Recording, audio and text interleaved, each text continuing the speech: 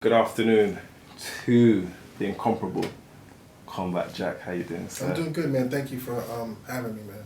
No, thank you for coming down to the UK, man. It's good to see someone so deep rooted in the culture and enlightening and educating us through interviews. It's an honor. So first of all, I really want to welcome you to.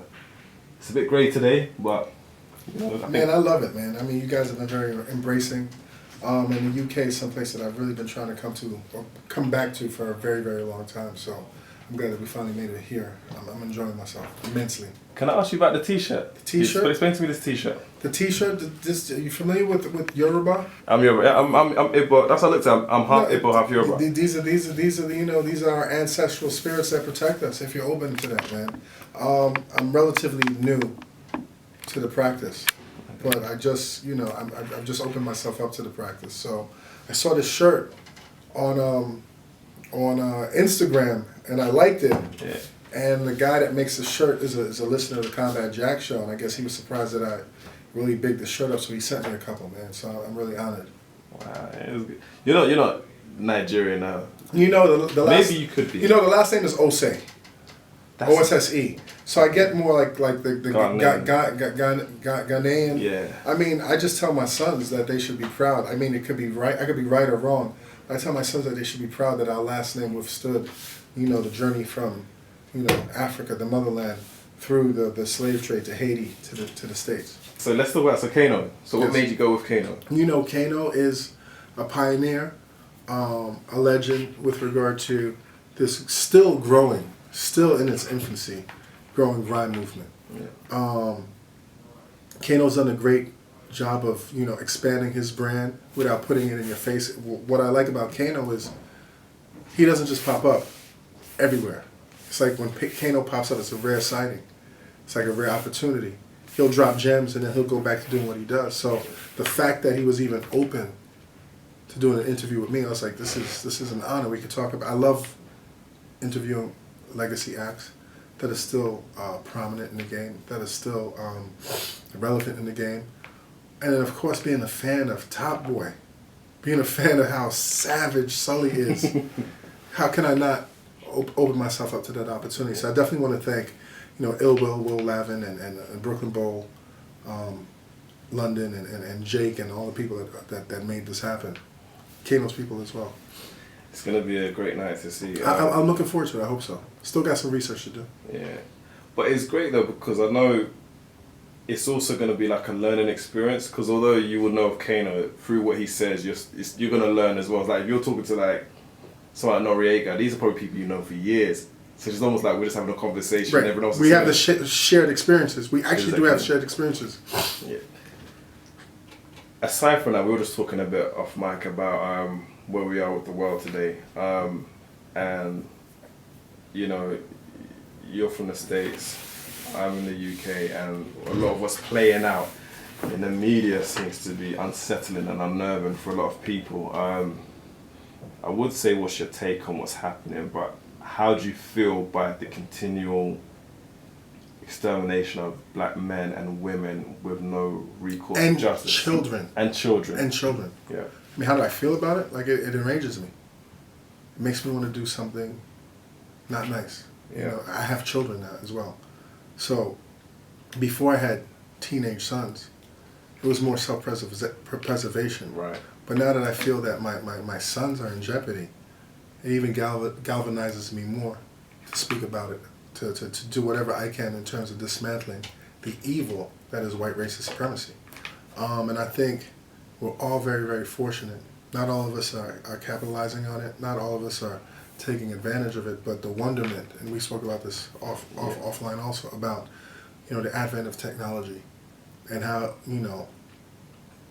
how we're now able to connect. Not only within the States, because even how social media has helped us within the States to get the message across. I'm just being so humbled and amazed at how the message is traveling across the globe. I was thrown away yesterday. I had the opportunity to join the Black Lives Matter rally, and it was empowering to see so many brothers and sisters, of all races, really fighting against what's going on in my hometown. you know? And so it really, it gave me a sense of, I'm sure when things happen here in the UK, yeah, you guys feel alone within the walls of the UK. absolutely. When things happen in the States, you know, one of the things that I wonder is like, when is this global unity going to happen? This, you know, across the diaspora where we can collectively fight this thing. So coming here and seeing that is just very empowering. So there's a sense of hope that our voices are getting louder. It has to get worse before it gets better. But I think this is the first time in human civilization where black voices are being heard across the globe, undeniably. Where it was easier to just say, no, that's issues that you bring upon yourself. These issues are fictional. Yeah. You know, fix your own community. But now it's on the world stage. Do you feel, and you may not agree, but do you feel there is an agenda against black men?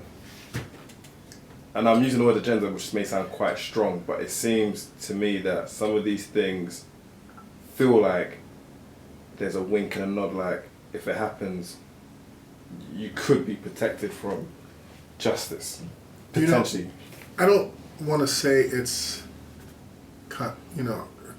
conspiracy. I don't want to say it's an agenda as much as it's a way of life for those in power. Right. To exploit things that they feel they have access to, or things that they feel that they are entitled to. And entitlement is a very dangerous mindset, and you know, the onset of capitalism, the onset of colonialism, the onset of, you know, slavery across, you know, is a form of entitlement. So even today, those that control the resources feel very entitled. I mean, one of the most important, one of the most pivotal, one of the most dangerous resources that we all see right now is the media, and how you portray your allies and your enemies. Or make your allies seem like enemies. Yeah, and so, yeah, or just, you know, we're going to pinpoint you. So I think the global PR movement for the like, what I've been joking about very seriously on social media is black people need a new PR campaign. We need a new global PR campaign, because the current global campaign that's been in effect for the past 400, 600 years, whatever, it's killing us. Yeah. It's killing us. So I don't, once again, going back to your question, is it an agenda? No. But it's a sense of entitlement that we have to snatch away. And you have to relearn that you're not entitled to anything you don't create yourselves. Can we talk about culture and black music, and do you feel that also sometimes spreads into the music industry, where, you know, the creators, the pioneers, they are usually left with the worst type of situations or deals, and then, you know, everyone talks about cultural appropriation, being on the inside and also being on the outside, and you're a true independent person with your own outlet. How do you see cultural appropriation, and how do you see maybe how the culture may be manipulated by those who aren't of it? I mean, you know, traditionally, even outside of the culture, the pioneer tends to be the one that takes the L for the greater betterment of society. I mean, Tesla, if you look back at Tesla was one of the most ingenious, you know, people of our, you know, of that time. Like and this is all, I gotta thank Young Guru, because I just had him on the show and he really educated me on this. But if Tesla were allowed to continue in the manner that, you know, he thought and saw the vision, we probably would have had cell phones in like the early 1900s. You know what I'm saying? Because he understood the main source of energy that would empower the world was the sun. And we would have had the electric cars. But because he was a little left, Edison was the perfect candidate. You know what I mean? It's the same thing with music. It's the same thing with our culture. You know, our pioneers break down the walls, and then people that come in, like, you know, you had the Kool Hercs and the Grandmaster Flashes, but then you had a Russell Simmons that could take a step back. He was part of that generation, but he was like, hold up, I can turn it to this. And then from Russell, Puffy could change it to this. You know what I mean? So it's always evolution, and it's incumbent upon the pioneer to evolve, because us as pioneers, we tend to be very stuck in our ways in terms of what we created, and we feel entitled to what should come. Right. But nothing's entitled. Like, one of the biggest things I fear is being seen as a pioneer in the podcast game. And one of the things I fear is being left behind. So I continuously fight harder to just remain relevant and continue to pioneer as my legacy gets celebrated. That's what I was actually going to lead on to. You are a pioneer, or you are one of the pioneers. Thank you. But I feel you are the pioneer. It seems like everyone has a podcast now in hip hop. How do you look to maintain a position within that? Because it's literally like rappers are doing it. Like I got to applaud Noriega for doing a great job. Yeah. You know, his short run has been tremendous. But you know, I mean, some people would think that what I'm about to say is not the way to go. But I didn't get to this point looking at what other people did. I got to this point by really tuning everything out and putting myself in a silo and saying, as I found a few times that I've taken the blinders off and started seeing what people are doing, it throws me off my game. Yeah. You know, so I can only applaud everybody that's come onto the field. The only thing I don't like is certain people that are just coming into the field already saying, "Yo, we already got you," and I'm like, "God, I don't have me." You know what I'm saying? Like I'm not putting a crown on. Mm. So whatever imaginary crown you're trying to take, like, dude, just focus on yourself because I've been doing this longer. And not saying that I'm entitled to a victory because I don't even understand what that victory is. But this thing is a marathon.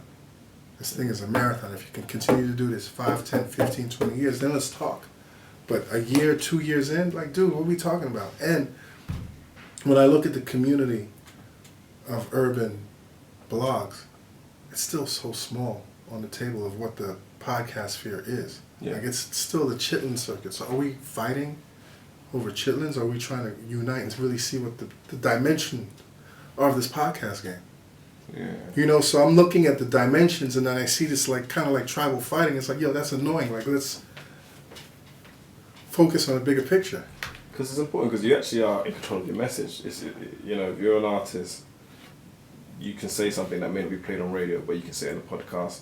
You know, there's disclaimers, like these are just your thoughts, and you're right. I think it's almost like a village mentality where let's go get him, and let's try and overtake him. Let's try and get more views. Let's try and make it more viral. Yeah, why would you want to get me when I'm looking at This American Life? When I'm looking at Gimlet? When I'm looking at, you know, some of the bigger? I'm like, let's get that. Yeah. Like, I'm not even looking at y'all. Let's get that. Yeah. Yeah. Do you where do you see this podcast thing going? Because it seems like it's peaked in people's interest, but where do you see it going or playing out? It has to seamlessly ease into the mainstream's way of daily life. So you're already starting to see it in the automotive industry, where, you know, Apple now has a console in certain cars. So you're getting your car. I mean, most people listen to radio in their cars. Podcasts are an offshoot of radio. Once it becomes easy for you to listen to podcasts and podcast networks at home or in your car, then half the battle is... I speak to people all the time that are savvy with technology and still don't know that they have a podcast app on their Androids and their iPhones. It's right there. It's built in. You don't have to download it. But I think over time, and then when you have all of these celebrities that are starting to make podcasts more mainstream, like, you know, we have a show, Tax Season, with Taxstone, and how he's just pushing the platform amongst people. You would even say a lot of disenfranchised people that don't even know about podcasts, but they're locked in. So it just has to be seamless. It just has to be natural. We can't pound people over the head. We just got to make people feel like, oh, we got to be a part of that. Yeah. So as technology improves, as it becomes more ingrained into our daily life, and as you have more celebrities or more voices that speak to the broad, diverse audiences that are out there, it's going to take some time, but we're at this golden age where it's really just bubbling right now.